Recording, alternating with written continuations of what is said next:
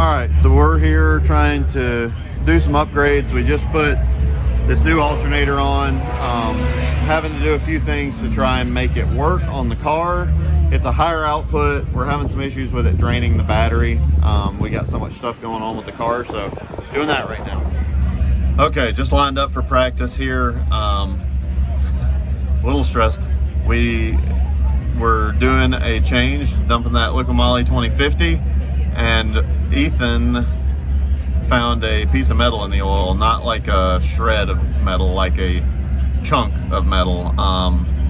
So a little stressed about that. It came out in 2 pieces, about that big, like big enough to have to get a pair of needle nose to be able to pull it out of the oil pan. So there's nothing in the logs that makes us think that anything's hurt in the engine, but you don't just have a piece of metal fall out of the pan for no reason. So I think it might be like the bottom of a piston skirt that may have broken, cracked, and fallen down, but not ideal. Little nervous going into practice here.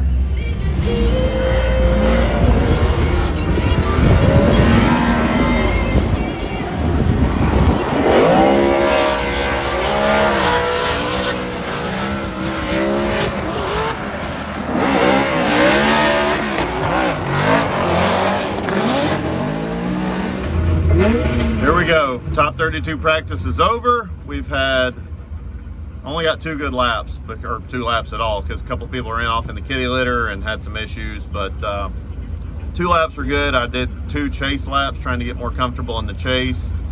Had a decent chase on Chelsea, so trying to learn more and more. Now it's time to go do our top 32 battle against Alec Robbins. Feeling pretty good. Time to get it. Georgia boy here. Taylor Hull going against Alec Robbins. Taylor Hull debuting a new car here this season. The Corvette of Taylor Hull. Excited to see what he can do. Again, just really excited with what he did prior seasons with that Cadillac ATS-V. Spent a few seasons developing that car, and I think the Corvette is a great switch. The overall, and there it is. There are the stats. Taylor Hull, Alec Robbins. See Robbins claiming 850, Taylor Hull with a 1007. That's 7 really. 7 is important. That is very important. Puts him above. Yep. Comp cams, Liqui Moly, Yellowspeed Racing Chevy Corvette from right here in Georgia. Alec Robbins coming to us from Minnesota on that Facetto Nissan 350Z. Looks like they're at the start line, ready to send it. Hashtag FDATL, join the conversation. Let everybody know you are either watching or here in the building. Tag us at Formula D and let us know what's going on. Who you pulling for? Who you think's gonna get the win? What you had for lunch, I don't know. Let us know. Taylor Hull will be out front. Taylor Hull qualified 16th compared to Alec Robbins 17th, so fairly equally matched in regards to their qualifying position. Taylor Hull, good initiation. Alec Robbins, almost identical. Now coming through, up the hill. Alec Robbins getting into the dirt with the nose. Whoa, Taylor Hull coming in really hot, but look at that. Oh, a correction when he went into the second outside zone. Taylor Hull looks a little bit twitchy, had all that clean air, but Alec Robbins, he wasn't exactly flawless in that chase position either. Hull was playing with the grip level that he has built into the car and trying to keep the car sideways. Great assessment. I think he questioned his own decision too on outside zone too. That's why he saw him kind of come out of drip and grip it up. All right, here we go as Alec Robbins in that first inside clip. Taylor Hull makes that thing go flying. Now they're kind of alternating positions here. Look at Taylor Hull, like he said, very fast up the hill, but look at just fighting the grip of the car. Taking a very shallow line as Robbins now comes out of the horseshoe. Taylor Hull, feel like Taylor Hull has something to prove. This is his track. You know, he's one of the very few Georgia boys that are out here on track. It just seems like he's got the car, he's got the speed, but it just seems a little just bound up, man. He needs a massage, needs his shoulders rubbed. Glaring difference there. So slide him left for Taylor Hull or right for Alec Robbins in Minnesota's own. Alec Robbins gets the win. Unfortunately, Taylor Hull is knocked out. We will see you in Orlando. I know Taylor Hull had a great effort. I saw Cletus McFarland give him a shout out there just a few weeks ago, ripping it up out there in Florida, but unfortunately, it's an early retirement here in top 32 for Taylor Hull. Well, things have devolved. Got a bunch of stuff going on with the engine, it looks like.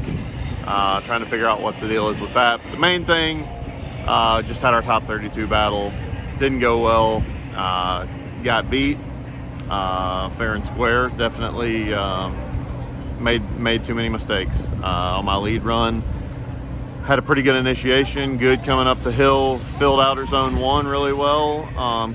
Got into outer zone 2 and then almost straightened the car up. I think I had too much grip in the car, it seems like. So I made a call right before top 32 to put some more grip into it, and it obviously wasn't a good call. It was hard for me. I was fighting it, and just made a bad call. And so we came back around. I did finish the lap.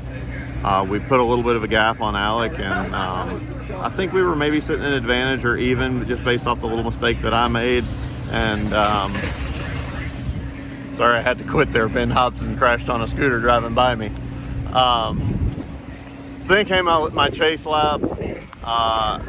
Entered pretty close on him, probably as good as I've entered behind somebody at Road Atlanta, and got back on throttle, transition, took out the touch and go clips coming up the hill, so that wasn't ideal, but I was at least close.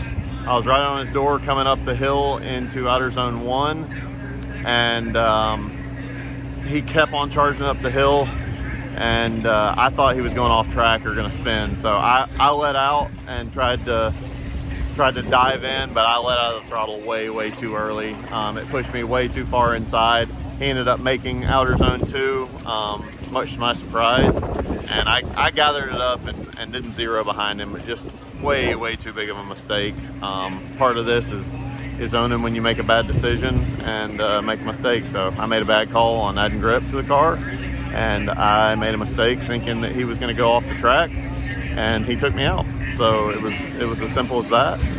Congrats to him and his team. They definitely earned it, and I gotta do some self-reflection and figure out what I can do better. But we're gonna take the positives from this weekend, which is the car's operating pretty well. It's definitely fast enough. We gotta figure out what's going on with the motor stuff. Not ideal, but we'll be back one way or another in Orlando. If you haven't already, take a moment, like, comment, subscribe. We'll see you on the next video. Thank you.